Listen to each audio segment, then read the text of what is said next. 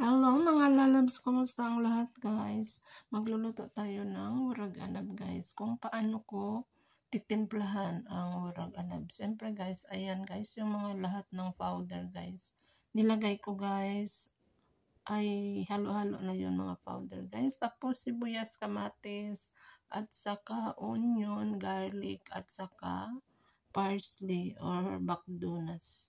Siyempre guys, lagyan natin ng olive oil, at saka tomato sauce, konting ketchup, at saka roman, lemon, konting vinegar. Ayan guys, ang hinalo ko sa rice. Kung ano naman yung ihalo ko dyan sa rice guys, yung mga sauce niya, except sa powder guys, yun din ang ilagay ko sa tubig niya. Like yung roman, oil, at saka tomato sauce, ketchup. Pero wala ng powder guys kasi yung mga powder dyan lang sa rice ko nilalagay. Yung olive, ayun ang nilalagay ko doon sa sauce pagluluto guys. Kung ano yung tinitimpla ko dyan sa rice, yun din ang ilalagay ko sa sauce para mas masarap siya guys. Syempre yung dahon ng grapes natin ay nilinis na rin natin. At ayan, ilukot-lukot na natin yan guys hanggang sa matapos tayong aantukin maglukot-lukot guys. Ayan guys, ganyan paggawa ng wurag anab guys. Dapat guys, mahigpit yung paglulukot-lukot kasi para pag kumukulo, hindi siya mabukas yung dahon. Ayan, habang nilukot-lukot natin yan guys, i-ready na rin natin yung potat natin guys. Alam nyo guys, nakakaantok yan guys gawin guys. Parang madali lang gawin guys, pero nakakaantok, sakit sa likod. Yan ang gusto-gusto ng mga Arabo dito guys. Alam nyo ba yung alaga ko guys, pag nag-order sila guys, ayaw niyang kumain. Kasi yung kapatid niya nag-order sa restaurant, ayaw niyang kumain. Ang in-order niya yung niluto ko. Sabi niya, magawa ka. Tapos, ayun, magawa ako para lang sa, hindi naman para sa kanya lang, para sa lahat. Kaso nga lang, kasi alam niyo na, mahirap maglukot-lukot, nakakaantok, nakakasakit sa likod. Yung mga, kapatid nila, nag-order na lang sa Matam. So, yung isa ayaw man kumain kasi hindi daw masarap sa Matam.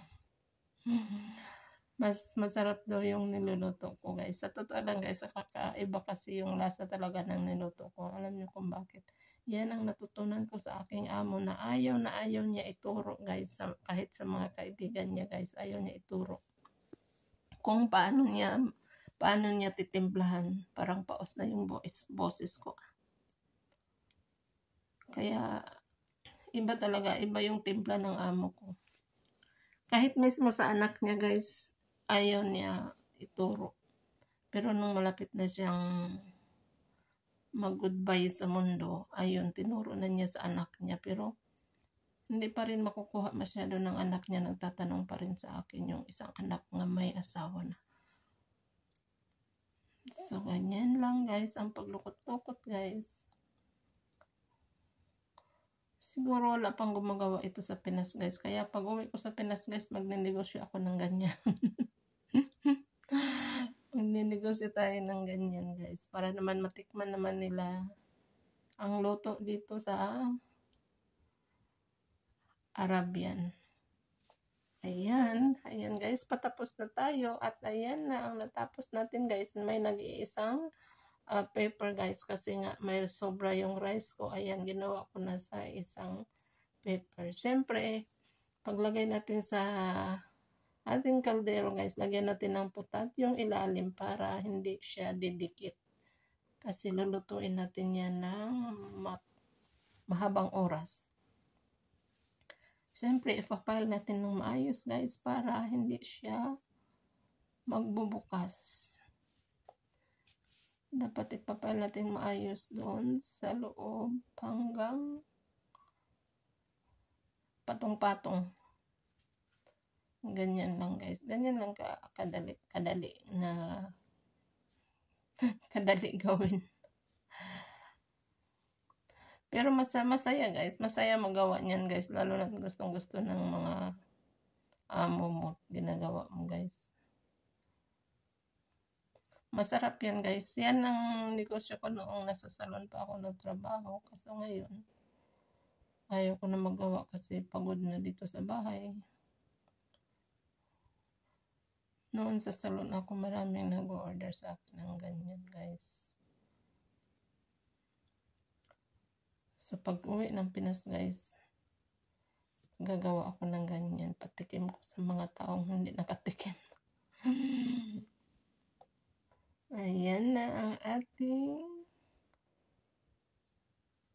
warag anab guys. Ayan. Pagkatapos niyan guys, ilagay natin yung putat naman sa taas at saka yung onion.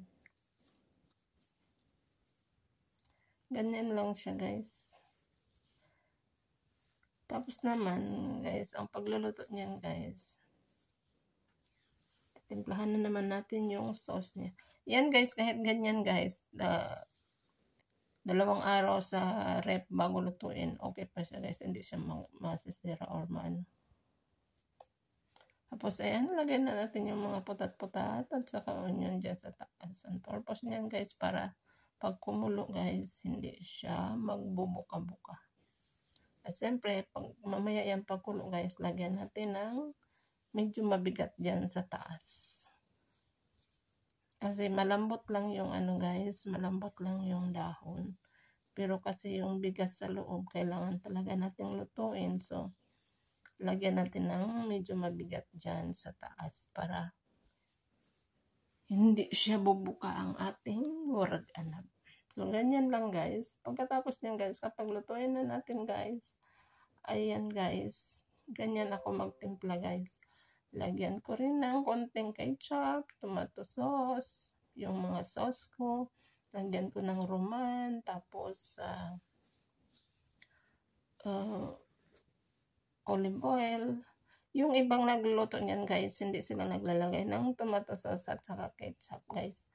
Para ako lang ang naglalagay. Ako lang ang naglalagay dyan guys, pero masarap yan guys. Ganyan lang guys. Pagkatapos kumulo yan guys, lagyan natin ng something mabigat dyan sa taas. Or yung plato ba. Ayan na guys ang ating finished product. Thanks for watching. Ayan, yummy guys. Maraming salamat sa inyo and follow for more. And please subscribe also my YouTube channel, Neri Joyce Vlog. Thanks for watching. Bye.